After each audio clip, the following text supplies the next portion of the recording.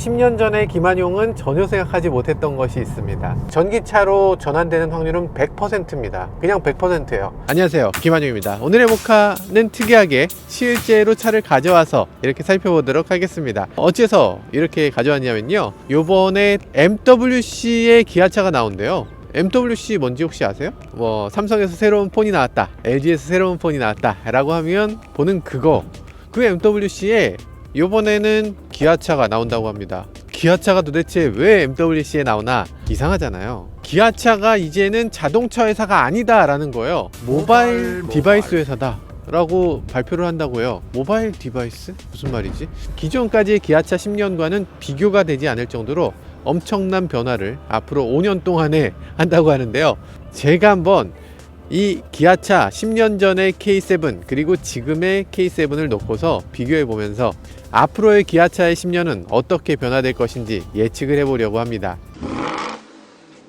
야, 기아차 K7이 나온 지 10년이 됐어? 사실 이 차는 보통 차가 아니에요. 이 차가 처음 나올 때 완전히 자동차 마니아들 사이에선 축제였습니다. 정말 많은 사람들이 놀라고 기뻐하는 그런 순간이었어요. 좀 말이 안 됐죠? 기아차가 갑자기 이런 럭셔리 자동차를 내놓는다. 그것도 그때 당시에는 획기적인 모습이었어요. 지금 봐도 사실 그렇게 촌스럽진 않아요. 이런 램프들을 보면 면발광을 그때 당시에 이렇게 했잖아요. 면발광, 이게 그때 당시는 LED가 장착된 차가 하나도 없었습니다. 현대기아차에 하나도 없었고 수입차 중에도 거의 없었어요. 아우디 정도가 있었는데 아우디는 뿅뿅뿅뿅뿅뿅 이런 동그라미가 있는 그런 램프였고, 이런 면발광은 거의 기아차가 최초가 아닐까 싶을 정도로 굉장히 일찌감치 이렇게 적용한 거죠. 전반적으로 대단한 그런 디자인이었죠. 사실 이때 기아차가 무슨 캐치프레이즈를 내세웠냐면 디자인 이즈 타임리스 라고 했습니다. 그렇구나. 아무튼 이 디자인 어떠세요? 보시니까 타임리스 합니까? 글쎄, 어떤 면에선 그런 것 같기도 하고 어떤 면에서는 조금 아쉽기도 하고 그렇습니다. 근데 어쨌든 이때 기아차는 정말 대단한 거였어요. 이때 K7은 기아차 하면 서자 이미지가 굉장히 강했거든요. 현대차보다 훨씬 못한 차를 만드는 회사, 많은 사람들이 그렇게 생각했습니다. 근데 이때 어떤 일이 벌어졌습니까? 갑자기 정의선 부회장이 기아차의 사장이 되셨습니다. 기아차의 사장이 되면서 전체를 그냥 완전 발칵 뒤집어서 모든 사람들을 다 쇄신하고 완전히 새롭게 만드는 그런 일을 벌였죠. 그리고 디자인 기아라는 그런 캐치프레이즈를 내세우고 기아 자동차를 디자인의 최고 정점에 있는 회사로 만들겠다라는 그런 포부를 내세웠던 거죠. 그러면서 어떻게 했어요? 당연히 여러분들이 아시는 그 이름, 피터 슈라이어를 영입했습니다. 그러고서 이 K7이 뭐 피터 슈라이어의 영향을 받지는 않았겠지만 이 이후에 나오는 모든 기아차들, 기아차가 디자인 기아라는 그 선언을 한 자동차가 바로 이 K7입니다. 얼핏 봐도 보통 차가 아니었어요. 이때 당시에 이 느낌은 마치 유럽에서 온 자동차, 유럽 느낌 그대로 그냥 우리나라에 도입했다라는 느낌이 드는 그런 자동차였습니다. 아우디 짝퉁이야 이런 얘기들도 많이 했고요. 아우디 짝퉁이야 라는 얘기가 사실은 지금 생각해보면 너무 터무니없는 얘기죠. 전혀 다르잖아요. 그렇지만 그런 느낌이 나게 했다는 거, 그거는 사실 기아차가 대단한 일을 해냈다라는 점을 알 수가 있죠. 어쨌든 기아차는 이 K 시리즈가 나온 전과 나온 후 이렇게 양쪽으로 갈라지는 것 같습니다. 바로 그 시작점이 바로 이 차예요. 지금 봐도 아주 섹시한 라인을 갖고 있네요. 진짜 섹시한 거는요, 윈도우 라인이 엄청나게 누워 있어요. 이렇게까지 누워 있는 차는 없었거든요. 지금 각도를 놓고 보면요, 이게 27도가 채 안 돼요. 사실 그때 당시에 어떤 자동차 유리보다 더 각도가 많이 누워 있는 자동차였습니다. 지금도 사실 이렇게까지 누워 있는 차는 없어요. 앞유리가 누워 있으니까 어떤 느낌이 들겠어요? 당연히 스포츠카 같은 느낌이 들죠. 이 차는 그래서 스포츠 세단 같은 비율을 갖고 있는 우리나라의 거의 최초의 세단이라는 생각이 듭니다. 이때 당시만 해도 어지간한 차들은 여기서 각이 있어서 딱 떨어졌어요. 딱 떨어지고 이런 약간 박스 같은 느낌의 자동차였다면 이 K7만큼은 완전히 이 느낌이 쿠페형 자동차의 느낌을 가지고 가는구나 라는 생각이 드는 그런 뒷모양을 갖고 있었죠. 뭐 루프라인에서 트렁크로 이어지는 라인, 이게 10년 전 자동차 맞습니까? 정말 디자인 이즈 타임리스란 말이 맞네요. 이 램프에 대해서는 사실 얘기들이 많이 있었는데, 이 테일 램프가 뭔가 이렇게 새 주둥이 같다는 얘기들도 많이 했고, 그리고 이 부분이 뭔가 만들다 만 것 같아, 이런 얘기도 있었는데, 저는 뭐 개인적으로 좋다고 봅니다. 그리고 아우디 같은 느낌이 이때도 들고, 지금도 사실 약간 아우디 같은, 아우디에서 뭔가 온 것 같아, 이런 느낌이 드는데, 그래도 피터 슈라이어를 아우디에서 데려왔으니까 까방권, 이게 베낀 게 아니라 그 디자이너가 원래 그런 걸 어떻게 하란 말이냐, 이런 식으로 디자인에 대한 방어, 그런 걸 할 수 있었던 것 같아요. 외관에서는 사실 지금 봐도 그렇게 낡은 차란 생각이 들지 않아요. 10년 전 자동차들 어지간하면 굉장히 촌스럽잖아요. 지금 이 차는 저는 굉장히 만족스러운 자동차입니다. 아무튼 한번 타보시죠. 안에 들어가면 또 생각이 달라질 거예요. 어떻게 기아차 왜 이래. 이게 기아차 이게 이렇구나. 정말 정말 옛날 차 같다. 와, 세상에. 10년이라는 세월이 이렇게 무상하군요. 10년이면 정말 강산이 변하는구나. 강산도 변하고 기아차도 180도 변하는 그런 시절이군요. 전 자동차 세상이 그렇게 많은 게 변화되지 않았다, 너무 답답하다, IT에 비해서 너무 느리다, 이런 생각도 했었거든요. 근데 지금 이 차를 타보니까 그렇지 않군요. 굉장히 많은 변화가 있었습니다. 정말 IT 세계 못지않게 자동차 세계도 엄청난 변화를 가져왔네요. 희한하네. 이거 희한합니다. 이게 희한해요. 이게 제가 지금 차주분한테 얘기를 들었거든요. 엔진이 쌩쌩하다 이래서 저는 무슨 말이냐, 쌩쌩할 리가 있냐, 10년 된 차가, 이랬는데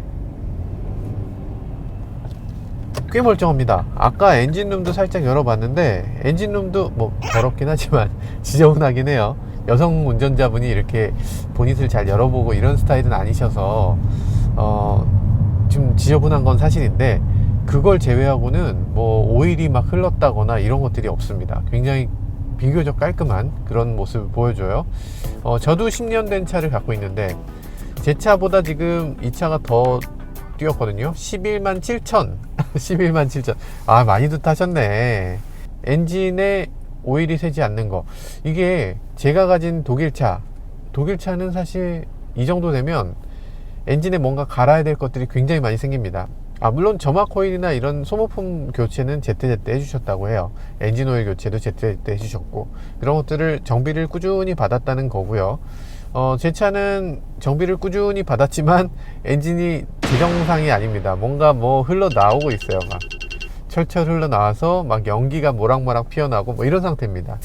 그러니까 우리가 독일차 하면 막연히 더 든든하고 더 내구성이 뛰어날 거라고 생각하지만, 사실 독일차나 유럽차 아니면 미국차에 비해서 한국차, 일본차가 추구하는 방향이 내구성 쪽으로 훨씬 더 포커싱이 돼 있어서 훨씬 더 내구성에 집중하고 있기 때문에, 한국차, 일본차를 타면은 엔진 오일이 샌다거나 오일을 먹는다거나 이런 일들이 상대적으로 훨씬 적어요.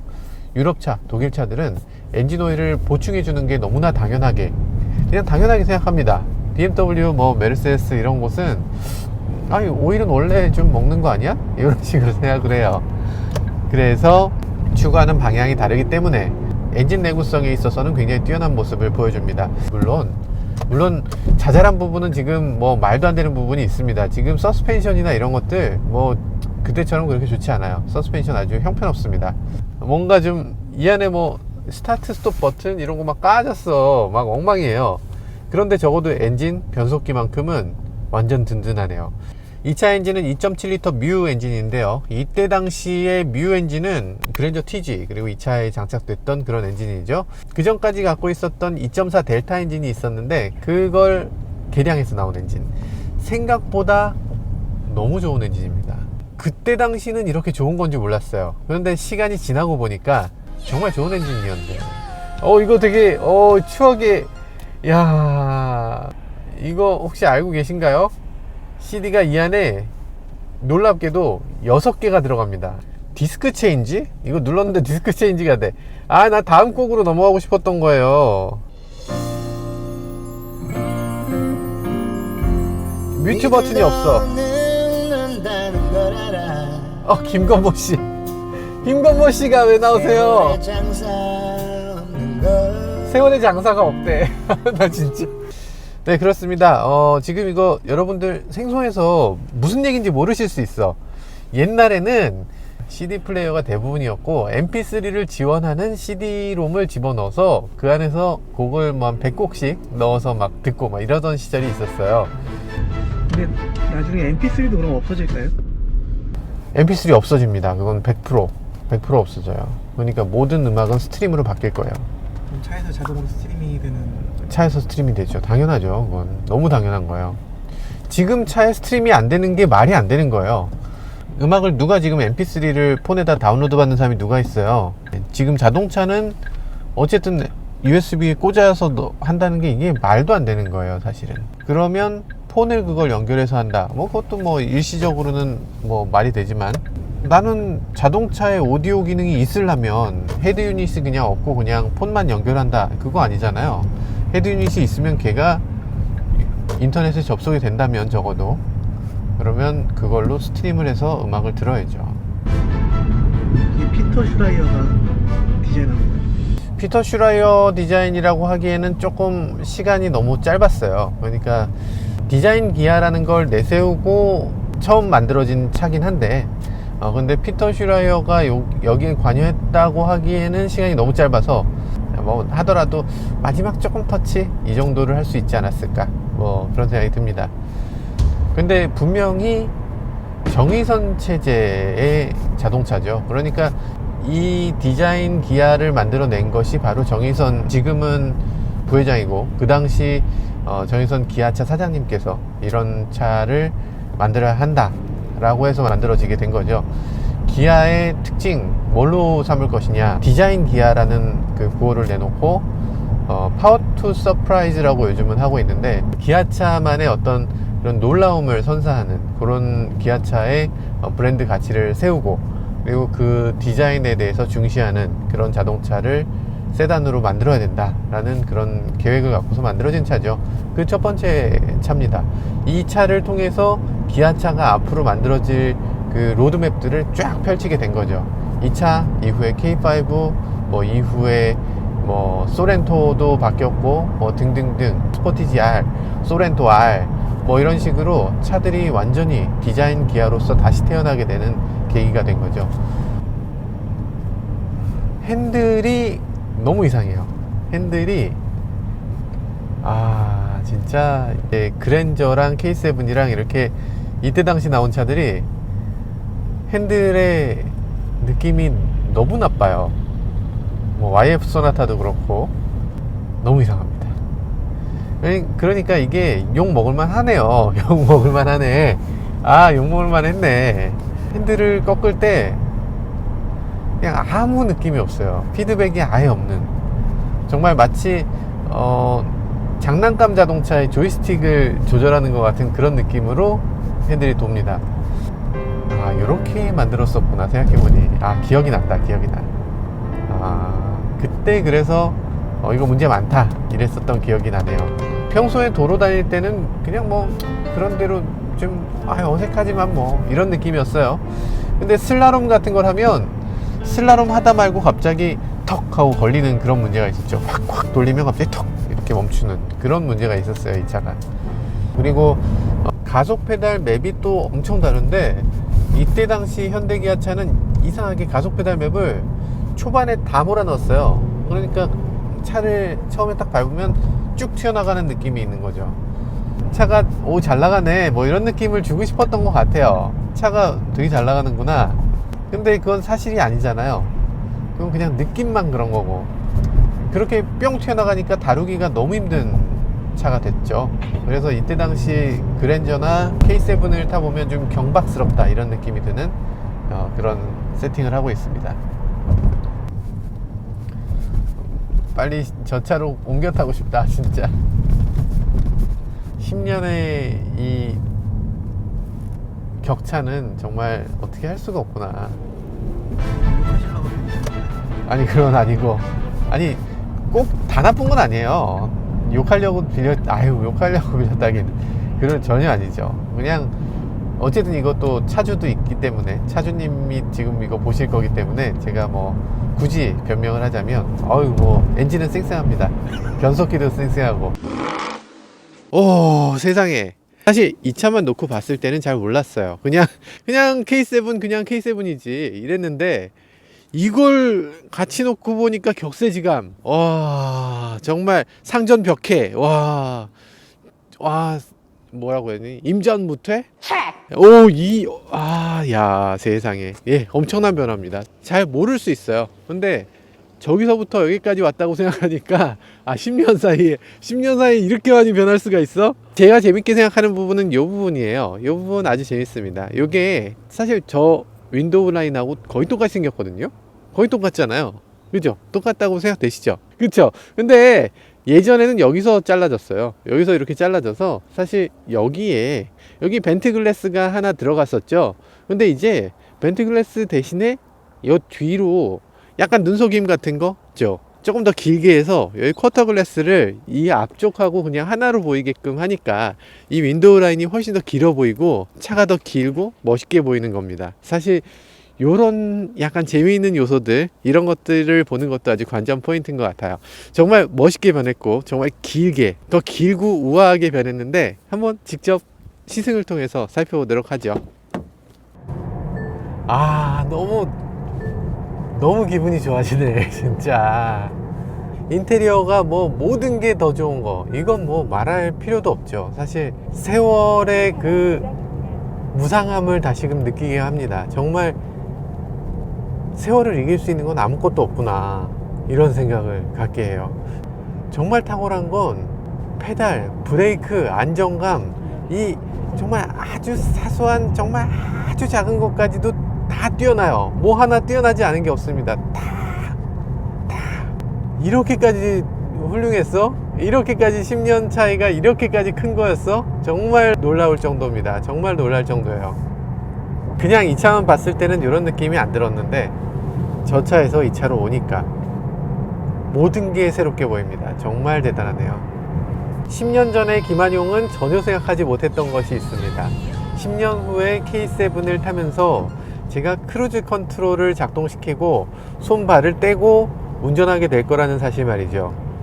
전혀 생각하지 못했어요. 10년 전에는 이 차를 타면서 핸들을 얼마나 잘 돌려주는지, 깜빡이를 켰을 때 후측방을 얼마나 잘 보여주는지, 후측방을 보여주는 능력이 좀 부족하네요, 뭐 이런 얘기를 하게 될 거라고는 아예 상상조차 하지 못했습니다. 정말 큰 변화.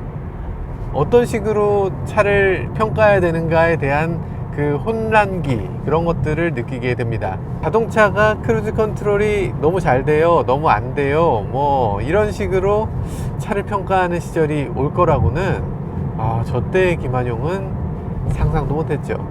10년 전에 김한용은 어떤 생각을 갖고서 시승을 했을까? 저는 유럽 차랑 얼마나 비슷한가를 가지고서 시승을 했던 것 같아요. 10년 전에는 BMW에 대한 로망이 너무나 강해서 이 차가 BMW랑 얼마나 비슷한가, 이 차가 벤츠하고는 또 얼마나 비슷한가, 이런 얘기들을 주로 했습니다. 뭐 핸들링 특성이라든지 서스펜션이라든지 이게 조금 더 단단하면 좋겠다, 아니면 뭐 조금 더 소리가 더 크면 좋겠다, 이런 식으로 얘기들을 많이 했던 것 같아요. 지금 이 차는 사실 그런 유럽 차들하고 비교했을 때 많이 다르고 자신만의 어떤 승차감을 만들어낸 것 같아요. 이제는 BMW랑 얼마나 비슷한가, 이런 것들을 더 이상 얘기하지 않고요. 이제는 얼마나 편리한가, 얼마나 내가 원하는 기능을 잘 갖고 있는가, 이런 것들을 얘기하고 있습니다. 그리고 과거에는 자동차의 기본기라고 하는 게 그냥 잘 달리고 잘 돌고 잘 서고, 이 세 가지가 자동차의 기본기고 나머지는 그냥 사술이라고 봤어요. 별거 아닌 거라고 생각했는데 이제 이 차는 어떻습니까? 지금 내비게이션 세팅하는 거, 내비게이션이 이만해요. 내비게이션 하면 이만해. 이 디지털 디스플레이 이만해. 이런 것들이 이제는 굉장히 중요한 요소로 자리 잡고 있는 거죠. 이런 것들이 자동차의 가치를 평가하는데 굉장히 중요한 역할을 합니다. 그래서 목적지를 잘 안내해 줄 수 있느냐, 이 음성인식은 잘 되느냐, 한번 눌러볼까요? 네, 말씀하세요. 위워크 타워. 15개의 검색 결과가 있습니다. 몇 번째 항목을 선택할까요? 첫 번째. 이 장소를 목적지로 설정할까요? 예. 안내를 시작합니다. 이게 될 거라고 생각 못 했어요. 10년 전에 저는 10년 전에 김한용은 이걸 생각을 못 했습니다. 아, 편하다. 막히는 길에서 별로 스트레스를 받지 않아요. 10년 전에 김한용은 어땠냐면 이렇게 막히는 길에서 정말 한 10분 막히면 정말 막 너무 힘들어 했어요. 너무 힘들어 했던 기억이 납니다. 이 올림픽대로에서 막 이렇게 막히면서, 그때는 더 막히기도 했어요. 사실 이런 길에 연말이 되면 거의 1시간 2시간씩 붙잡혀 있기도 했죠. 근데 요즘 도로가 좀 분산되고 내비게이션이 발전하면서 이제는 뭐 그렇게까지 막히진 않지만 어쨌든 뭐 걱정이 없네요. 좀 막혀도 뭐 알아서 가겠지 뭐 이런 식으로 알아서 가겠지 이러면서 마음이 좀 편해집니다.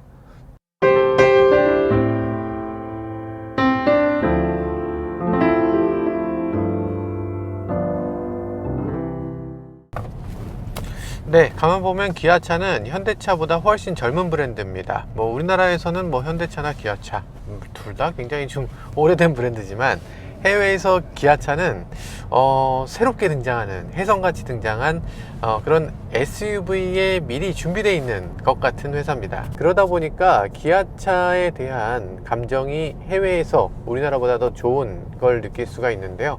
제네시스, 현대, 기아차 이 세 가지 중에서 기아차 쪽에 혁신을 몰아주자는 움직임이 있습니다. 과거의 10년보다 앞으로의 5년 동안 더욱더 큰 변화를 일으킬 거라고 하네요.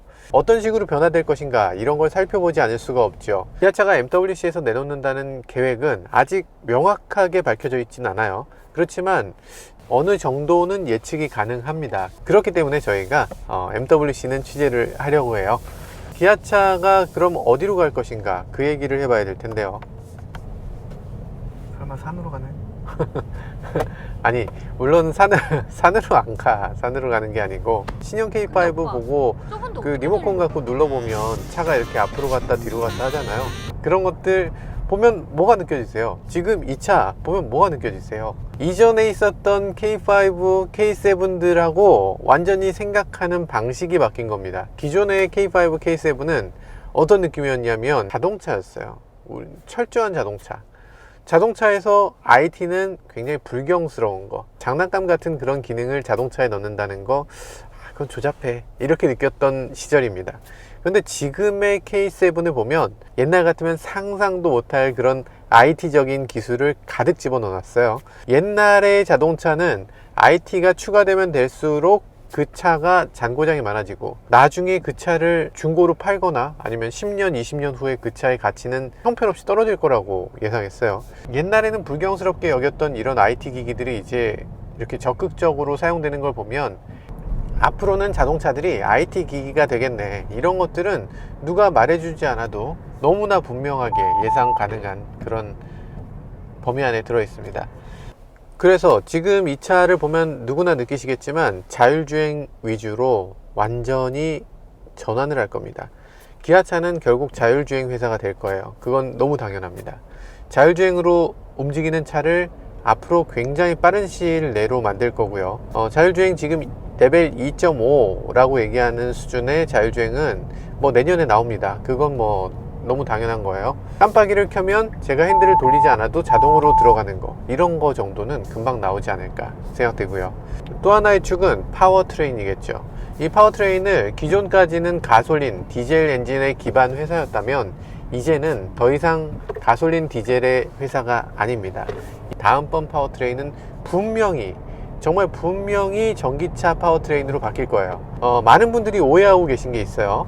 많은 분들이 전기차로 전환될 가능성이 좀 있다, 아니면 꽤 높다 정도로 생각하시는 분들이 꽤 계시던데 아닙니다. 그건 완전 틀린 생각이에요. 전기차로 전환되는 확률은 100%입니다. 그냥 100%예요. 언제냐가 문제지 전기차로 갈까 말까를 고민하는 사람은 더 이상 없습니다. 그럼 언제 가느냐, 이 부분이 문제인데, 만약에 정말 현대기아차가 그룹에 사활을 건다면 우리는 5년 안에 가솔린과 디젤 엔진을 아예 버리고 전동화로 전환할 겁니다. 이렇게 발표할 거예요. 그렇게 하지 않으면 절대로 혁신이 일어나지 않기 때문이에요. 전기차 물론 좋은 거 알아. 그런데 어떻게 거기에 올인을 하니? 양쪽으로 양다리를 걸쳐서, 그래서 가솔린 잘 되면 가솔린으로 가고, 뭐 LPG 잘 되면 LPG로 가고, 아니면 전기차 잘 되면 전기차, 수소차 잘 되면 수소차, 여러 가지 해야지, 이렇게 생각하시는데, 회사가 그런 식으로 만들어져서는 절대로 혁신이 있을 수가 없습니다. 테슬라 같은 경우에, 테슬라가 정말 혁신적인 기업이냐? 다시 생각해 볼 필요가 있어요. 테슬라가 혁신인 게 아니라 전기차가 혁신인 겁니다. 그래서 테슬라는 전기차의 장점을 테슬라의 장점으로 잘 활용하는 회사일 뿐이에요. 만약에 다른 회사라도 지금 먹고 살 게 전기차밖에 없다, 전기차 말고는 아무것도 이 회사에 돈이 들어오지 않는다, 어떻게든 전기차로 먹고 살아야 한다 라고 하면 기가팩토리를 만들 수밖에 없어요. 로보트가 차를 생산하게 할 수밖에 없고, 어떻게든 차의 원가를 절감할 수밖에 없고, 어떻게든 자율주행을 바로 도입할 수밖에 없는 거예요. 그런 것들이 바로 전기차로 정말 절박하게 나는 전기차만을 하겠다라는 회사가 가질 수 있는 그런 혁신입니다. 그래서 만약에 가솔린 차를 갖고 있는 회사라면, 그리고 또 지금 현대기아차처럼 그 비중이 98% 정도가 된다면 나머지 2%를 잘하기 위해서 어떻게 혁신을 하겠어요? 98%를 버리고 2%를 택하는 그런 결정을 할 수가 없죠. 그렇기 때문에 전기차를 정말로 혁신적으로 만들기 위해서는 가솔린과 디젤을 버려야만 하는 겁니다. 이걸 가지고서는 절대로 전기차로 혁신을 이룰 수가 없어요. 그건 불가능한 일입니다. 그렇기 때문에 전기차로 먹고 사는 회사가 현대기아차에 반드시 하나 있어야 되는데, 그게 현대차일 순 없잖아요. 그게 제네시스일 수도 원래는 있었으면 좋겠어. 제네시스가 조금만 더 앞을 내다봤다면 전기차 회사였어야 돼. 근데 어쨌든 제네시스도 안 돼. 그러면 기아차가 해야죠. 지금 테슬라가 굉장한 회사잖아요. 테슬라 지금 세계에서 전기차를 가장 많이 파는 회사인데, 그래봤자 100만 대도 안 돼요. 현대기아차 800만 대를 만들잖아요.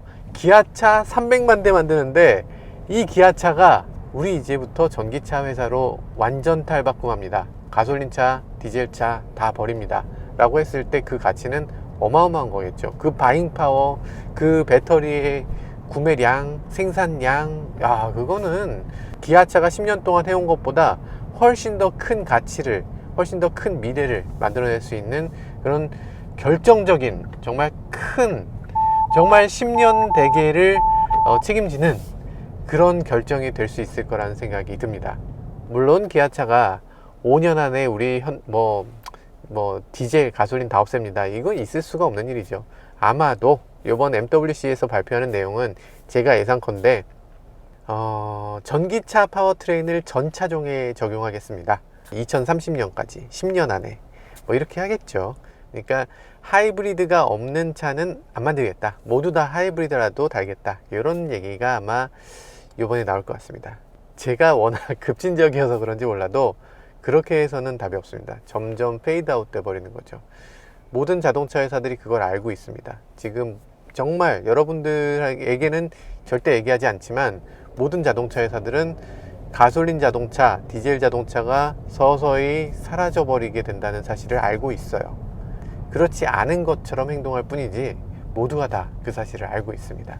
전기차 시대를 맞이해서 정말로 현대차, 기아차, 이제는 정말 혁신적인 변화, 정말 말만 혁신이 아니라 정말 모든 걸 다 버리고 새롭게 시작하는 그 시점에 온 겁니다. 많은 분들이 아마 걱정도 하시겠지만 지금이야말로 과감한 결정이 필요한 때가 아닌가 하는 생각을 해보게 됩니다. 여러분들의 생각은 어떠신지 한번 여기 댓글로 좀 남겨주시면 좋겠어요. 기아차의 미래, 기아차가 이번에 MWC에서 이렇게 발표를 했으면 좋겠다 라는 거 댓글로 좀 남겨주시면 아마 기아차 직원이 보고서 혹시라도 그거 반영할지도 모릅니다. 아니면 뭐 댓글로 이렇게 토론을 나눠도 좋을 것 같고요. 자, 여러분들의 댓글도 기다려 보겠습니다. 지금까지 저는 오카 김한용이었습니다. 감사합니다. 그럼 이제 배터리 주식 사면 되나요?